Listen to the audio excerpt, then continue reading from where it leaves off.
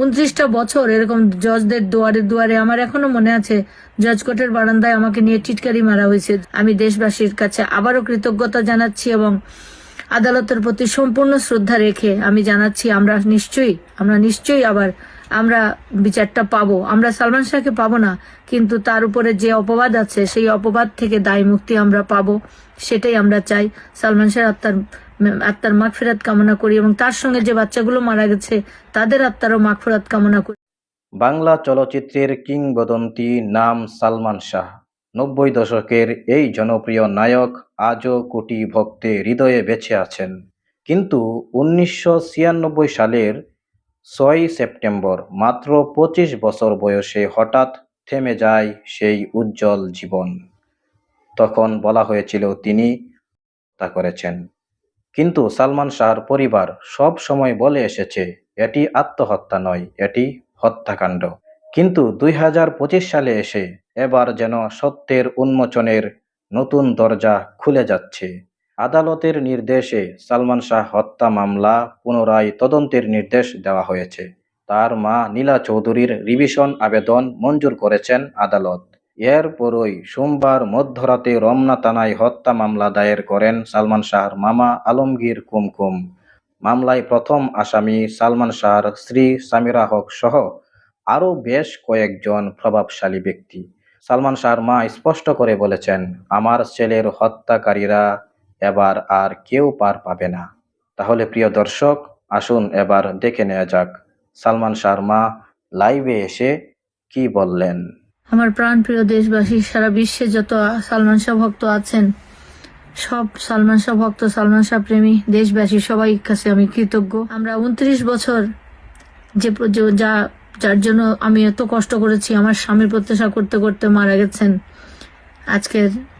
আজকের দিন আমার জন্য অনেক অনেক শান্তির বাণী বয়ে নিয়ে আসছে। আল্লাহর কাছে আমি কৃতজ্ঞ।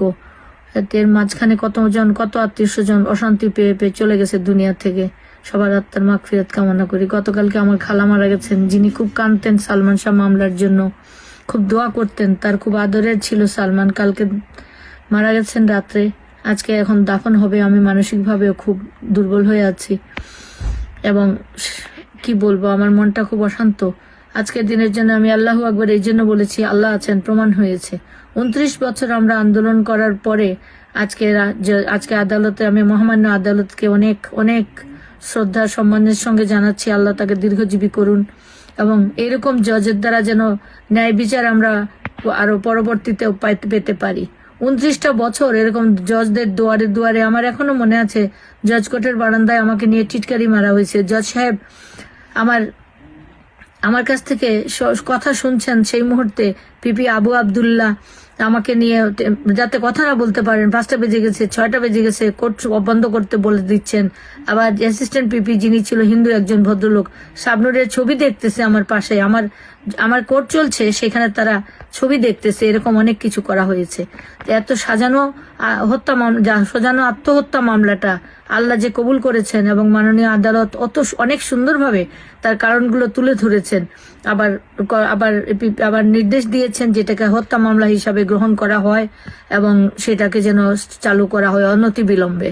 আমি দেশবাসীর কাছে আবারও কৃতজ্ঞতা জানাচ্ছি এবং আদালতের প্রতি সম্পূর্ণ শ্রদ্ধা রেখে আমি জানাচ্ছি আমরা নিশ্চয়ই আবার আমরা বিচারটা পাবো। আমরা সালমান শাহকে পাবো না, কিন্তু তার উপরে যে অপবাদ আছে সেই অপবাদ থেকে দায় মুক্তি আমরা পাবো, সেটাই আমরা চাই।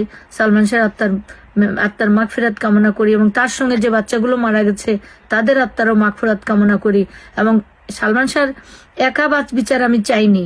সালমান শাহ সহ যে 41টা প্রাণ আত্মহত্যা করেছে সেই 41টা সহ 42টা এর বিচার চাই এবং যে পিবিআই এবং যে সমস্ত এজেন্সি আবু আবদুল্লাহ পিপি রাষ্ট্র সবসময় থাকে বাদীর পক্ষে। বাদী যদি চালাতে না পারে, আমার স্বামী মারা যাওয়ার পরে আমি অনেক কষ্টে মামলাটা আমি চালু করেছি, চলছি।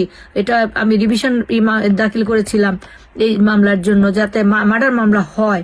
সেই জন্য তারা এটা গ্রহণ না করে 29 বছর আমাকে কোর্টের দুয়ারে দুয়ারে ঘুরাইছেন এবং তারা প্রমাণ করেছেন পিবিআই যে সালমান শাহ আত্মহত্যা করেছে, আমি তাদেরও বিচার চাই। যারা প্রহসন করেছেন, যারা প্ররোচিত করে তাকে আত্মহত্যা, তারা প্রমাণ করে দিক তারা কিভাবে আত্মহত্যা করেছে। সালমান শাহের স্ত্রী খালি বারবার বলে, বারবার এবেনজি বলতেছে প্রমাণ হচ্ছে আত্মহত্যা, এটা তো আত্মহত্যা। আত্মহত্যাই যদি হয় তাহলে তাকে প্রমাণ করতে হবে সালমান শাহ আত্মহত্যা করেছে এবং তার প্ররোচনায় আত্মহত্যা হয়েছে। সুতরাং সে নিজে কনভিক্টেড, সে এখানে আসামি হয়, তাকে তো গ্রেফতার করতেই হবে। এবং আদালতের কাছে এবং আমি সরকারের দৃষ্টি আকর্ষণ করছি, এজেন্সিগুলোর দৃষ্টি আকর্ষণ করছি, আমাদের যে আসামিগুলো রয়েছে সে আসামিগুলো কিন্তু এখন পালিয়ে যাবার আশঙ্কা বেশি। এয়ারপোর্টের যেন নির্দেশ দেওয়া হয় তারা যেন পালাতে না পারে। পরবর্তী পর্যায়ে যা হয় আপনার দেশবাসী সবাই দেখবেন, জানবেন। আমার জন্য দোয়া রাখবেন। আপনারা সবাই ভালো থাকবেন। আসসালাম। তো প্রিয় দর্শক, সালমান শাহর সম্পর্কে আপনারা সম্পূর্ণ ভিডিওটি আশা করি দেখেছেন। এই ভিডিও সম্পর্কে আপনার যদি কোনো মূল্যবান মন্তব্য থাকে তাহলে অবশ্যই কমেন্টে লিখে জানিয়ে দিন। আর ভিডিওটি যদি ভালো লেগে থাকে তাহলে আমাদের চ্যানেলটি সাবস্ক্রাইব করে আমাদের সাথেই থাকুন। আল্লাহ হাফেজ।